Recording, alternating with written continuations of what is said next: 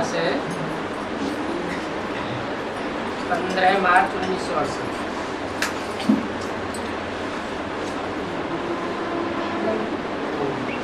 रूहानी बाप इस रथ द्वारा रूहानी बच्चों को जो अपने रथ अथवा आर्गन्स द्वारा सुनते हैं उन्हों के प्रति समझाते हैं।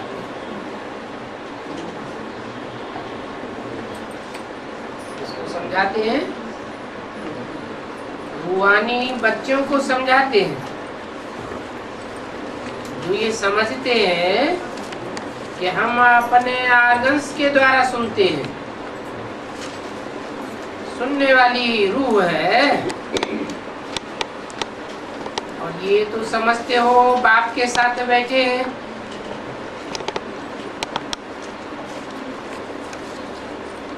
ये बाप टीचर भी है, गुरु भी है।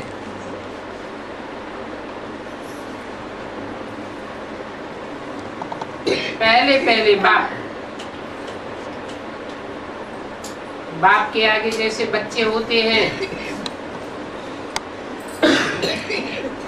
बच्चे बाप को घड़ी घड़ी हाथ नहीं जोड़ेंगे।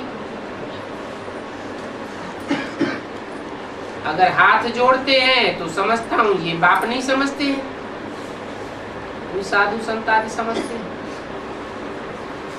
क्योंकि जन्म जन्मांतर के ऐसे हाथ जोड़ने के लिए हिरे हुए हैं। गुरुओं साधुओं आदि के पांव पड़ने में हिरे हुए। पूरी रीति समझा नहीं है।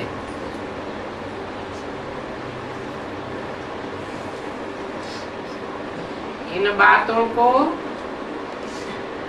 वही बच्चे समझते हैं जिनको बाप समझाते हैं। बाप आए ही हैं वर्षा देने के लिए।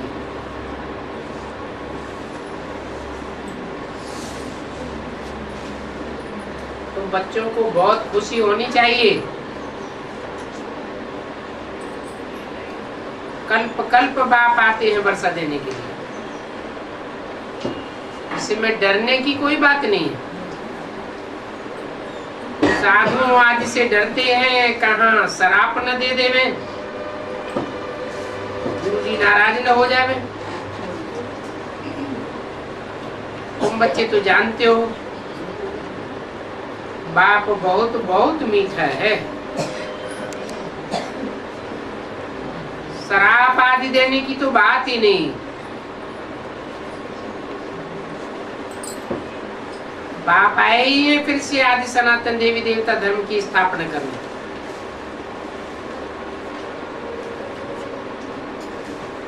इसके लिए पहले तो तुमको ब्राह्मण बनना होता है।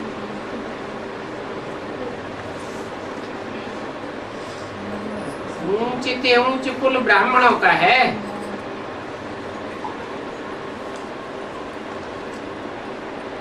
देवताओं से भी ऊंचे कौन गाए हुए हैं? ब्राह्मण गाए हुए। देवताएं कौन से युग में होते हैं?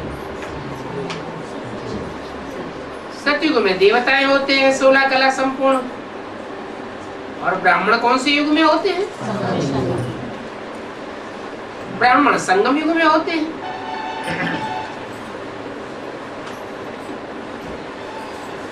तो ऊंचे ऊंच कुल ब्राह्मणों का है और ऊंचे ऊंच युग है संगम युग। प्रजापिता ब्रह्मा के बच्चे हैं।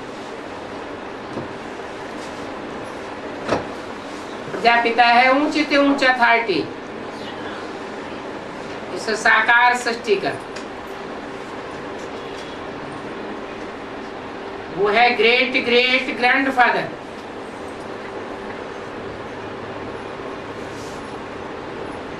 धर्म पिताओं का भी बाप है।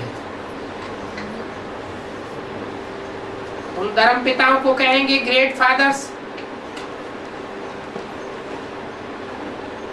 तो बच्चे भी जरूर ग्रेट होंगे। ये समझ की बात है। भक्ति मार्ग में तो सब बेसमझ है। जिसको जो आता है सो कह देता है, और जो जिसको मन में आया वो कर देते हैं। क्या क्या कहते रहते हैं और क्या क्या करते रहते हैं। महर्षि भी कहते हैं खाओ पियो मौज करो, ये सभी आदतें आप ही मिट जाएंगी। अभी सिवाय योग के कोई भी आदत मिट तो नहीं सकती है, और मिटाने वाला भी जरूर चाहिए। इस समय सभी पतित तमो प्रधान है। तुम कहेंगी ये लक्ष्मी नारायण का भी ये अंतिम जन्म है। भिन्न भिन्न नाम रूप देश काल में जन्म लेते लेते पतित बने, इसमें बड़ी समझ की बात है। अभी देखो गाते हैं हम निर्गुण आर्य में कोई गुण नहीं, परंतु निर्गुण का अर्थ भी नहीं समझते। अभी कोई में गुण नहीं है। विवेक भी कहता है रावण राज्य में बेगुणी बन गए।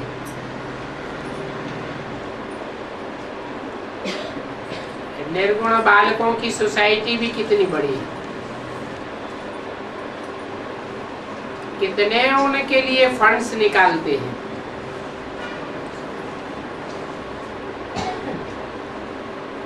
अभी निर्गुण बालक तो तुम हो,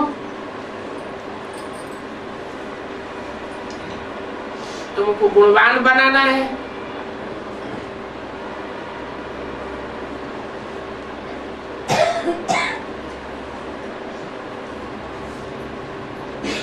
तुम भी पतित कांटे थे,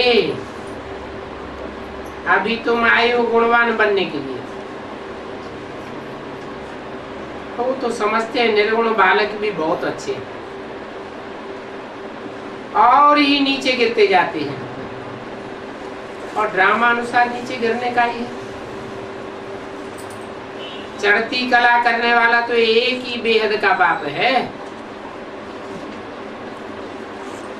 बाप द्वारा ही सभी का भला होता है। अभी सबका भला तो सत्य में ही होता है और शांति धाम में होता है। ये तो दुखधाम है। दुखधाम में तो सब दुखी है। अभी बच्चे सारे ड्रामा के चक्र को समझ गए हैं। तुम स्वदर्शन चक्रधारी हो। पहले तो चक्र में बाप है ना, स्वदर्शन चक्रधारी।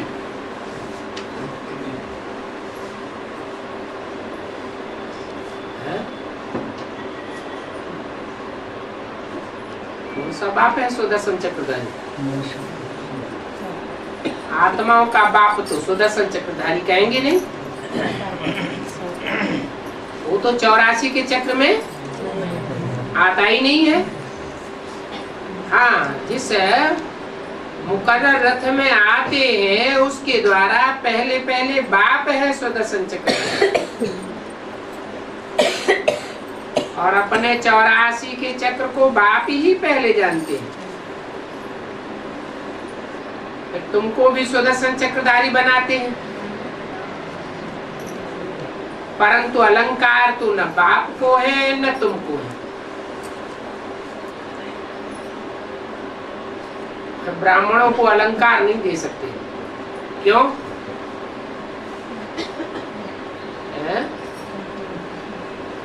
क्योंकि ब्राह्मण ऊपर नीचे होते रहते हैं। पक्का ब्राह्मण कह बने तब कहें देवता।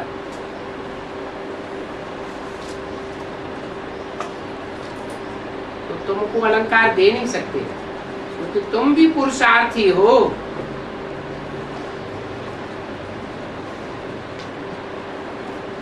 सभी को तो पूरी धारणा भी नहीं होती है।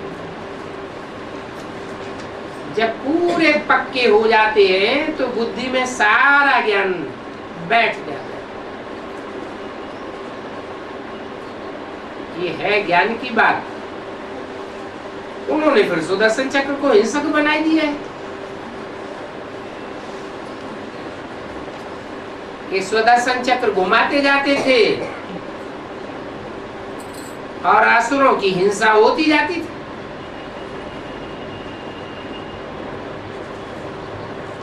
दिखाते हैं कृष्ण सुदर्शन चक्र से असुरों को मारते रहते।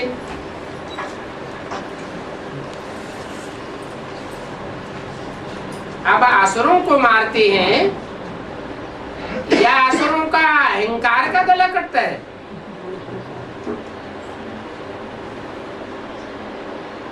असुरों की आत्मा भी तो अविनाशी है, उनको भी अपने स्वरूप का साक्षात्कार होता है।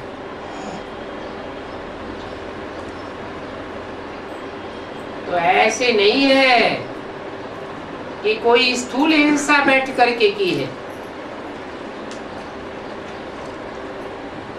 क्या क्या अर्थ बैठ निकाले। रथ का पहिया निकाला, उसको उंगली से घुमाया, उसे असुरों के गले कट गए जैसे मैड चैप्स। अभी तुमको सभी चित्रों आदि का अर्थ बताते हैं। उनके अर्थ है अनराइटियस और ये है राइटियस। जो कुछ भी जानते नहीं है वो क्या करके करेंगे। तो तुम बच्चे ही समझते हो, इस रथ पर रथी बैठ नाले सुनाते हैं कि ये सच्ची का चक्र कैसे फिरता है, इतने सभी अनेक धर्म कैसे वृद्धि को पाते हैं।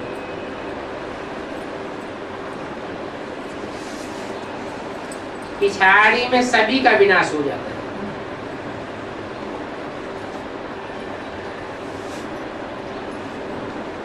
बाप आकर वही धर्म स्थापन करते हैं। सेकंड बाई सेकंड आत्मा जो एक्ट करती है वो एक्ट रिपीट होगी।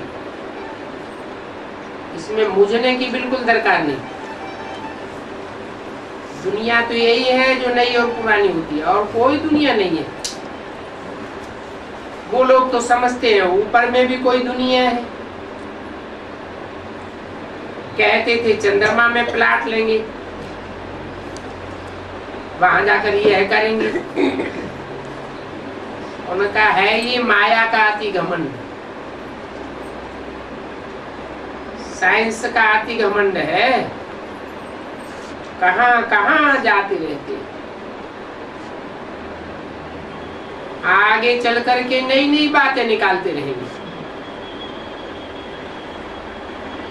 सेकंड बाई सेकंड नया नया चलता रहता। बड़ा टेम्परेरी अच्छा रूप भी करके देखेंगे, परंतु फिर पिछाड़ी को विनाश जरूर होना है। इनका कहा जाता है माया का पंप। इन सभी बातों को अच्छी रीति समझना है और समझ करके धारण करना है। तो जानते हो बाबा आया ये है पतित दुनिया का विनाश और पावन दुनिया की स्थापना करने। गाया हुआ है स्थापना, विनाश और पालना।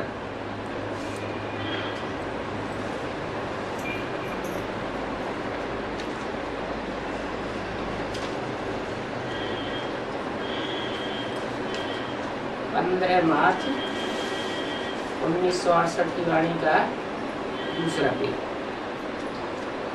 बाकी शंकर द्वारा विनाश करावे ये तो ला नहीं कहता। वो शंकर क्या करेंगे?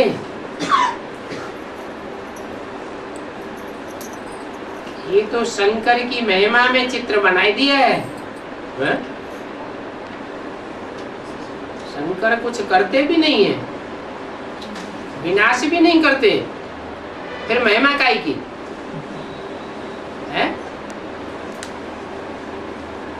जब शंकर करते ही नहीं है,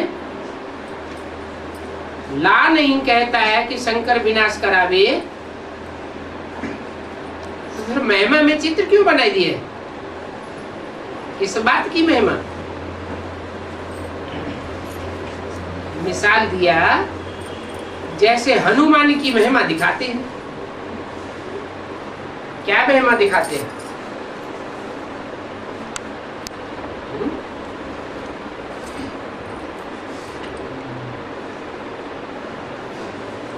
बाढ़ी पूंछ कीन कपि खेला। हनुमान की पूंछ इतनी लंबी हो गई कि लंका के सारे वस्त्र, जो भी अच्छे अच्छे वस्त्र थे, और सारे उनकी पूंछ से बांध दिए गए। वस्त्र माना जय अभिमान रूपी वस्त्र उनकी पूंछड़ी में बांध दिए गए, और लंका का सारा तेल, घी नहीं, घृत नहीं, क्या तेल, सारा ही पूंछ में उड़ेल दिया गया। आग लगा दी गई, पूंछ बच गई और लंका सारी जल गई। ये क्या बात हुई? कैसी कैसी महिमा दिखाते हैं। अरे ऐसा कोई हुआ थोड़े ही है, फिर कैसा हुआ है?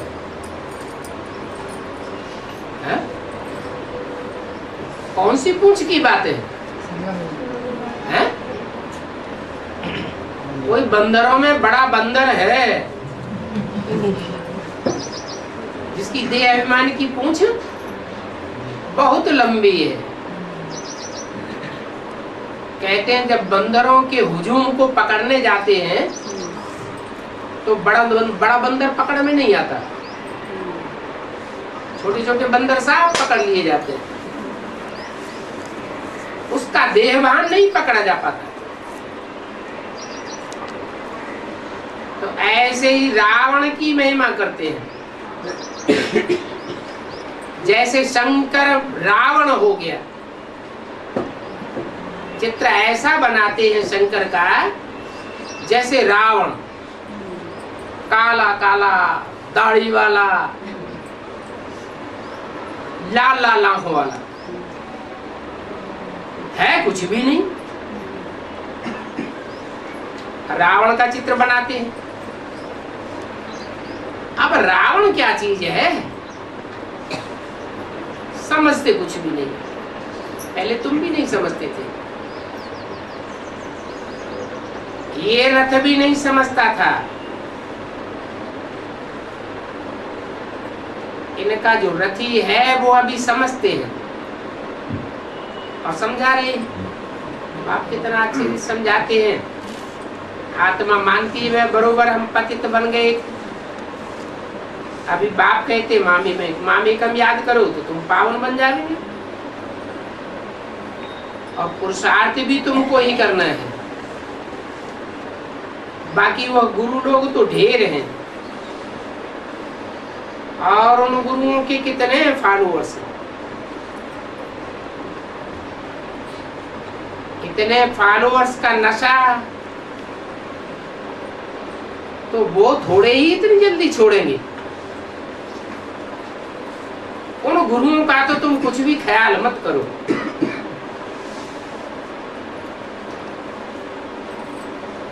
तुम सभी को शांति धाम का रास्ता बताते रहो।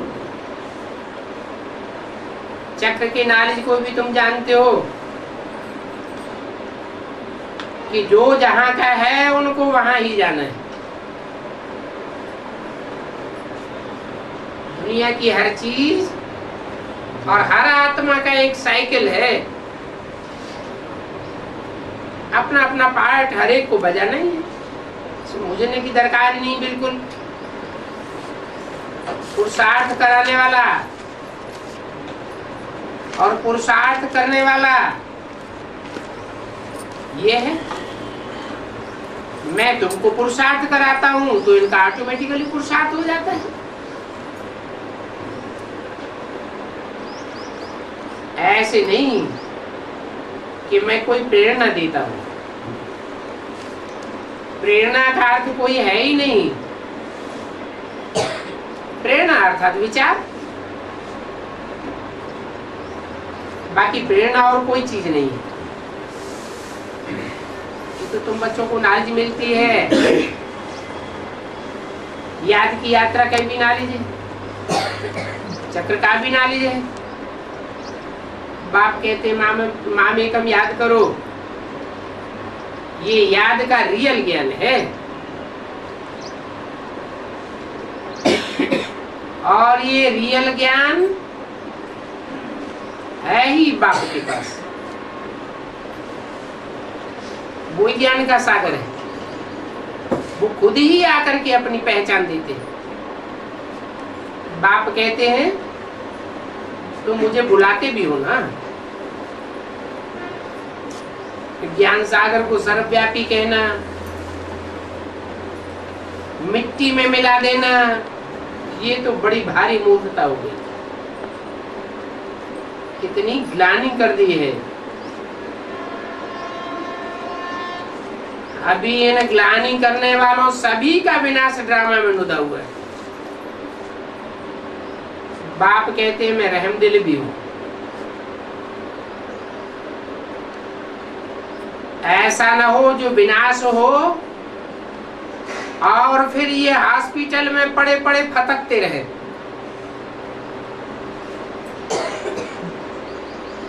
जैसे दूसरे विश्व युद्ध में विनाश हुआ छोटा सा,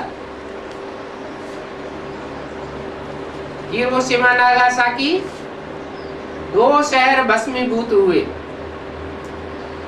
और उस समय के अंधे लूले कंगड़े जिनके ऊपर उस विनाश का असर हुआ और जीवित बने रहे, वो आज भी तड़पते हैं हॉस्पिटलों। तो बाप नहीं चाहते ऐसे तड़पते रहें।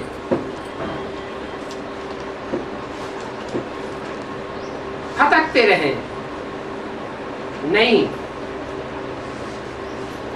चीजें ऐसी बनाते रहते हैं जो सेकंड में विनाश हो जाए।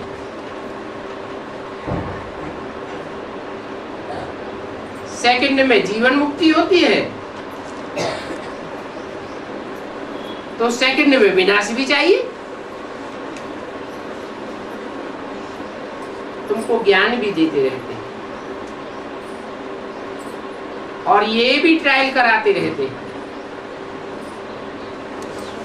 बारूद आदि बनाते जाते हैं, है ये बेहद की बात।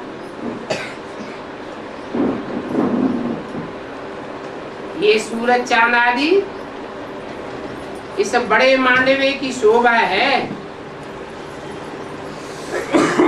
इस मांडवे में दिन और रात भी जरूर चाहिए।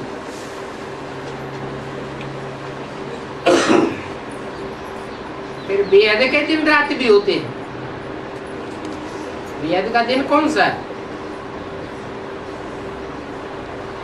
सतयुग त्रेता बेहद का दिन और द्वापर कलयुग बेहद की रात। बेहद की रात है पुरानी दुनिया। पुरानी दुनिया से फिर नई दुनिया जरूर बनेगी।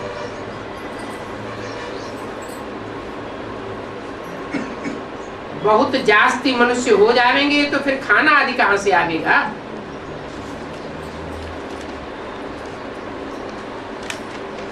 अभी तो तत्व भी तमो प्रधान हो गए। समुद्र भी देखो कितना दुख देता है। स्टीमर आदि डूब जाते हैं। ऐसे कैसे अकाल मृत्यु होती है। वहां नई दुनिया में तो सुख की दुनिया है, वो सोझने की दुनिया है, बेहद का दुन है। दुख की कोई बात नहीं। उसका तो नाम ही है हेवन। और ये लक्ष्मी नारायण हेवन के मालिक हैं। अभी तुमको नई दुनिया की एक्यूरेट नॉलेज मिलती है। पहले तुम कुछ भी नहीं जानते थे, तो अभी तुम पूछेंगे क्या? बाप तो आप ही सब कुछ बताते रहते हैं। बाप कहते हैं मामे कम याद करो, बाकी आलतू फालतू प्रश्नों आदि में क्यों टाइम वेस्ट करते हो? जरूरी पुरुषार्थ तो करो, अपना पुराना कचरा तो निकालो। जब आत्मा में से कचरा निकल जाएगा, मन बुद्धि रूपी आत्मा स्वच्छ बन जाएगी, तो सारे प्रश्नों का समाधान खुद ही हो जाएगा। तुमने 84 का चक्र लगाया है, ये समझ तो बुद्धि में आ गई है। ये चक्र की नॉलेज तुम्हारी बुद्धि में हो, परंतु बाप की याद हो तब आत्मा ये शरीर छोड़ करके भागे। ऐसी अवस्था हो तो पद भी पा सकते हैं। तुमको पढ़ाई पढ़ते पढ़ते ट्रांसफर हो जाना, ये तो तुम्हारा एक क्लास है। कौन सा है? जो 68 की वाणी है, उस समय ये महावाक्य बोला, ये तो तुम्हारा कक्षा 1 का क्लास है। माना यहाँ तुम कौन सी पढ़ाई पढ़ते थे 68 में? जो बेसिक नॉलेज लेते थे वो ABCD पढ़ने की नॉलेज है। फिर दूसरे क्लास में ट्रांसफर होते। तुमको तो मृत्यु लोक से अमरलोक में ट्रांसफर होना है। तुमको खातिरी है, कल्प कल्प हम बाप से नॉलेज सुनते हैं, फिर भूल जाते। ड्रामा में ऐसी ही मूड है। तो तुम बच्चों को बहुत खुशी होनी चाहिए। अभी ये गीता का एपिसोड चल रहा है, पुरुषोत्तम संगम युग है, तो ये युग बदल रहा है। और बदलना माना नीचे से ऊंच जाना, ऊंच बनना। अभी हमारे दुख के दिन गए कि गए? बच्चों को आसरा देते हैं कि बच्चे बाकी थोड़ा समय है, विनाश के बाद शांति हो जाएगी।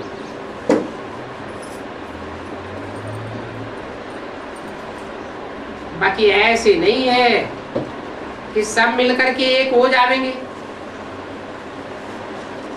ये तो झाड़ है, नंबरवार आते रहते हैं। सभी धर्म मिलकर के एक कैसे हो जाएंगे? बाप आकर जो धर्म स्थापन करते हैं वो तो है ही एक धर्म। उन विचारों को तो बिल्कुल ही पता नहीं, पत्थर बुद्धि है। तुम बच्चों को वंडर खाना चाहिए, क्या कहते हैं, कौन सा एक धर्म हो जावे ये तो बताओ। सब मिलकर के एक कैसे हो जाएंगे? जिसको जो आया सो कहते हैं। तुमको तो अभी अथॉरिटी मिली हुई है, तुम जाकर उनसे पूछ सकते हो कि एक धर्म किसको कहा जाता है।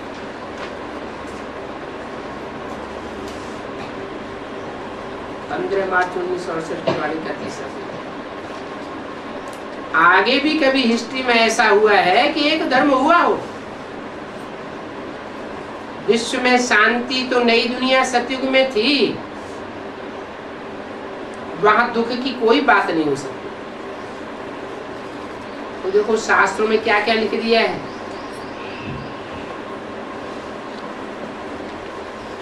कि सर्प ने डसा तो कृष्ण काला हो गया,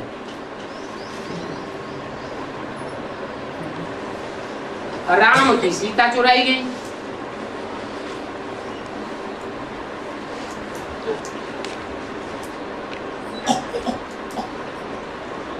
8वें गर्भ में कृष्ण का जन्म हुआ। अब सतयुग में 8 बच्चे पैदा होते हैं क्या? ये तो छी दुनिया बना दी और नाम रख देते हैं सतयुग। अरे वहां तो एक ही धर्म होता है, सारी आयु में एक ही बच्चा पैदा होता है। 8वां गर्भ फिर काहे का? ये सब भक्ति मार्ग की, दुर्गति मार्ग की बातें हैं। इसलिए बाप कहते हैं हमको ज्ञान देने के लिए आना पड़ता है। क्या ज्ञान देने के लिए आना पड़ता है? भक्ति मार्ग की बात तो बताई।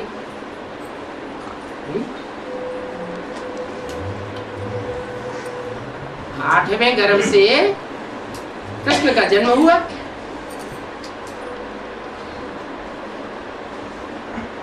तो क्या इसका अर्थ हुआ? यही अर्थ हुआ कि 8 धर्मों में जो 8 विशेष आत्माएं हैं, सतयुग के 8 नारायण, उनमें से पहला नारायण ही कृष्ण के रूप में जन्म लेता है और यहाँ संगम युग में पुरुषार्थ करता है 16 कला संपूर्ण बनने का। परंतु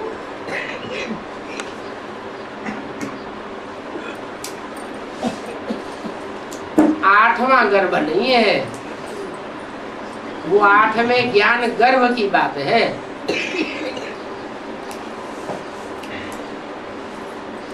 सात बच्चे वो जिनको कंस कोस लेता है, भिखारी बनाए देता है, ब्राह्मण तो बनते हैं, पूरा ही समर्पित होकर के ईश्वरीय सेवा में लग जाते हैं, परंतु फिर भी माया उनको छोड़ती नहीं। कृष्ण बच्चा बच जाता है, माया उसका कुछ बिगाड़ नहीं पाती। ये है मुकर्रर रथ की बात। तो 8वें गर्भ की बात नहीं है, ये ज्ञान गर्भ की बात है। इससे पहले जो 7 बच्चे ज्ञान धारण करते हैं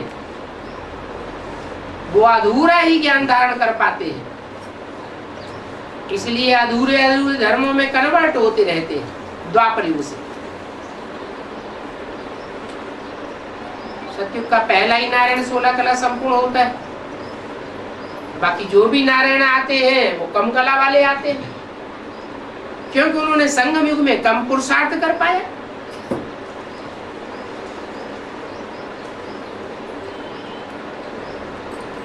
तो ये ज्ञान देने के लिए बाप को आना पड़ता है। ये सुख दुख का खेल बना हुआ है। इस ड्रामा में कोई को जास्ती सुख और कोई को थोड़ा सुख। कोई आत्मा तो 82-83 जन्म भी सुख में रहती है और कोई आत्मा एक जन्म में ही आधा सुख और आधा दुख भोग करके चली जाती है। इसलिए बाप कहते हैं मुझे ये ज्ञान देने के लिए आना पड़ता है, और कोई की ताकत ही नहीं है जो ये सारा राज समझा सके, और तुम्हारे में भी एक जैसे नहीं समझते हैं। पढ़ाई में तो नंबरवार होते ही हैं, अभी टाइम भी पड़ा है, तो हार्ट फेल नहीं होना चाहिए। पुरुषार्थ करके फॉलो करो, टीचर की पढ़ाई धारण करनी चाहिए। जो कल्याणकारी बच्चे हैं उनको औरों का भी कल्याण करना है। ग्रस्त व्यवहार में रहते बुद्धि का योग बाप के साथ लगाओ। जैसे आशुक माशुक होते हैं, भोजन खाते रहेंगे, सामने आशुक की शिकल आ जाएगी। वो कोई विकार के लिए नहीं होते हैं, शिकल पर आशुक होते हैं। काम करते रहेंगे, आशुक सामने खड़ा रहता है, गुम हो जाता है। दीदार भी ऐसे ही होता है। तो ये समझ की बात है। जो नवधा भक्त होते हैं उनको फिर दीदार भी हो जाता है, साक्षात्कार भी हो जाता है। बाप पढ़ाते हैं, परंतु बाप को तुम इन आंखों से नहीं देख सकते हो। बाप आते हैं, टीचर बन के पढ़ाते हैं, तो इन आंखों से नहीं देख सकते हैं? हाँ, जो बाप रूहों का बाप है उसको रूहानी नेत्र से देखा जा सकता है, तीसरे नेत्र से देख सकते हैं। और वो रूहानी बाप जिसे जिस्मानी बाप में प्रवेश करता है उसको भी इन आंखों से नहीं समझा जा सकता। कैसे समझते हैं? बाप आकर जो ज्ञान देते हैं उसे ज्ञान की रोशनी से ही समझा जा सकता है।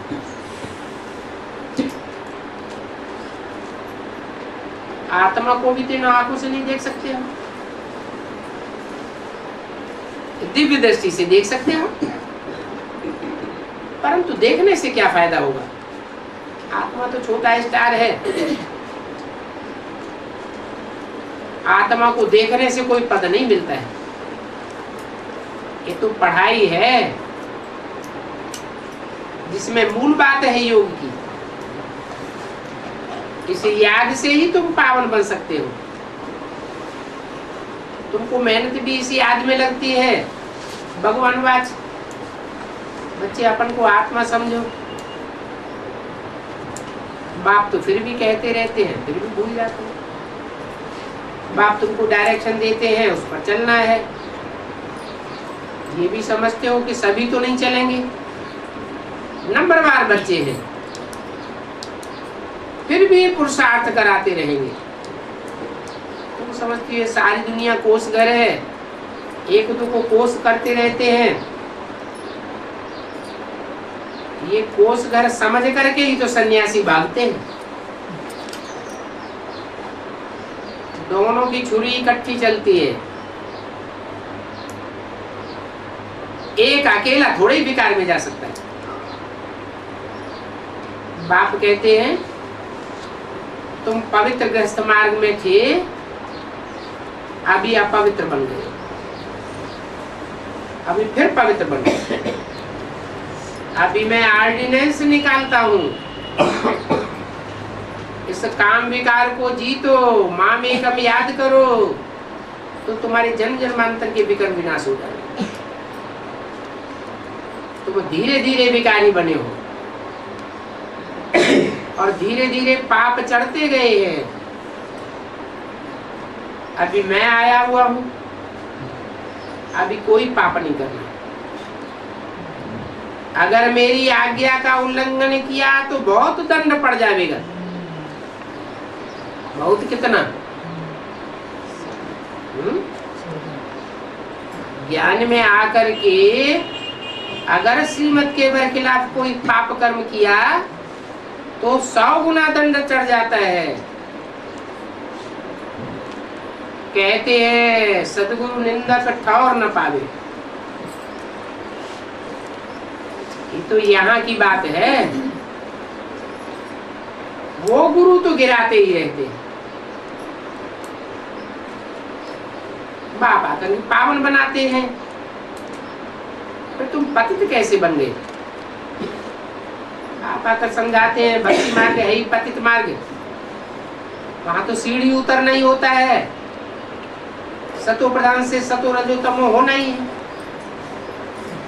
ये दुनिया है कांटों का झाड़, फिर तुम फूलों के झाड़ में जावेंगे कोई भी बात में मुझने की दरकार नहीं है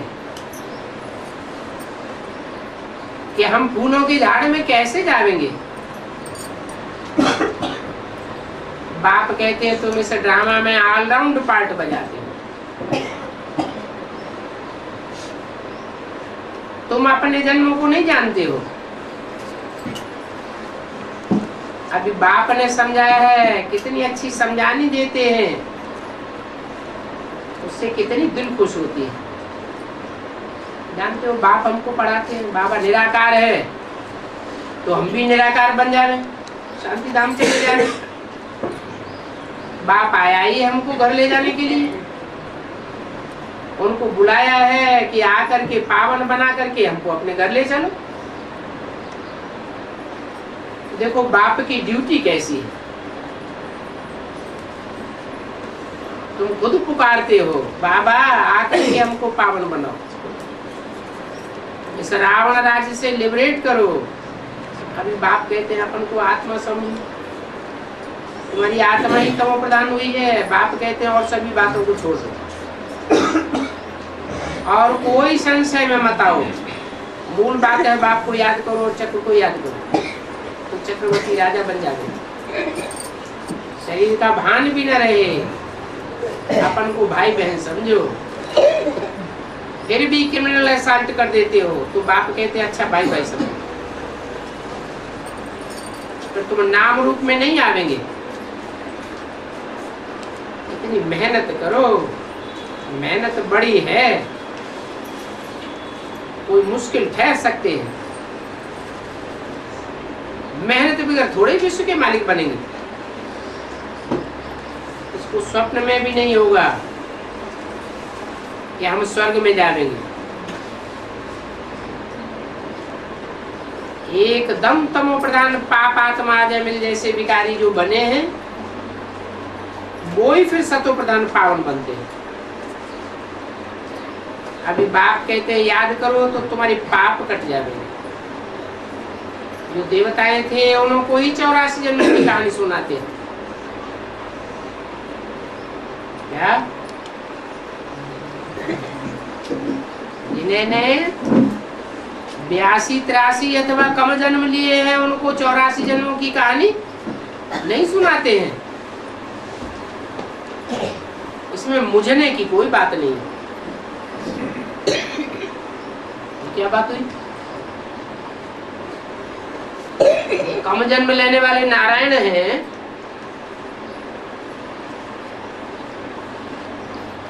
वो पूरे चक्र की नॉलेज नहीं लेते हैं।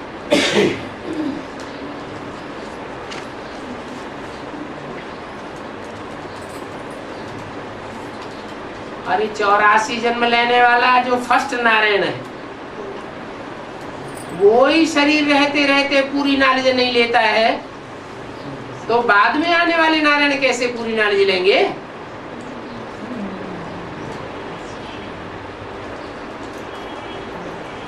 वो तो बेसिक नॉलेज में ही शरीर छोड़ देते हैं, एडवांस ज्ञान ले ही नहीं पाते। इसलिए तो बाप कहते हैं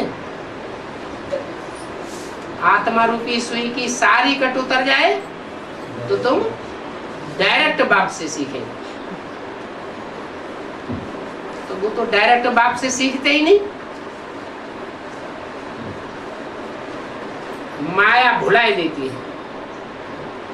अच्छा मीठे मीठे सिक्के बच्चों को रूहानी बाप का याद प्यार। Good morning.